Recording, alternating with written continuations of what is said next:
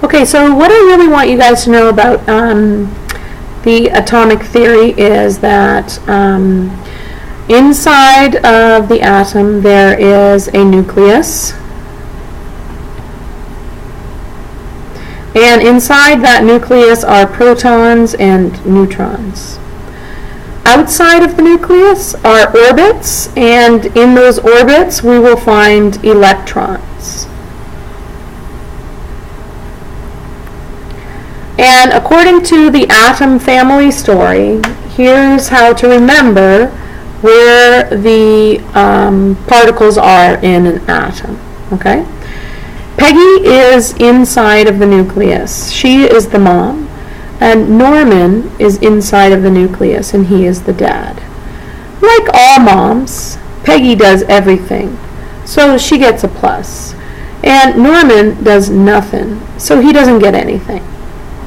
And the kids, Eddie and Evelyn, all they do is run around all day. So they do less than nothing. So we give them negatives. Each of these particles are found within the atom. So this whole thing is an atom.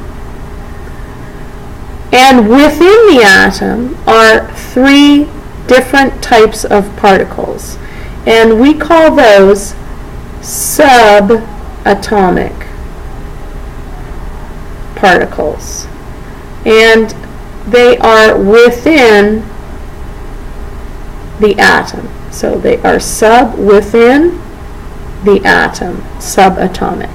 So those subatomic particles are a proton, which has a positive charge, neutron, which does not have a charge, and electrons, which have negative charges. Now, one of the things that you need to know is that an atom can have 3 different types of charges. So the whole atom can have a charge of positive, a charge of negative, or a charge of neutral. Now, for an atom to have a positive charge, the number of protons found in the nucleus has to be greater than the number of electrons found in the orbits. So let's say, for example, I have an atom that has 4 protons and 2 electrons. So for a positive atom, we need to have more protons than electrons. So if I have 4 protons and only 3 electrons, then I have a positively charged atom. And so what we say is the number of protons is greater than the number of electrons. So that would result in a positively charged atom. Okay?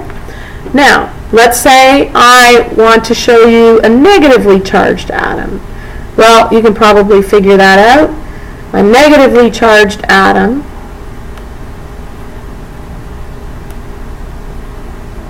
has more electrons than protons. So say I have 3 electrons and 2 protons, then this atom would be negatively charged. So the number of electrons is greater than the number of protons. Okay? And in a neutral atom, I'm sure you see the trend here, in a neutral atom, the number of protons is equal to the number of electrons.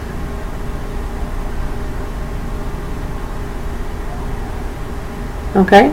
So the number of positive equals the number of negatives, so there's no charge on the atom. Okay, the next thing that you need to know is that in an atom, in the nucleus, the number of protons always equals the number of neutrons.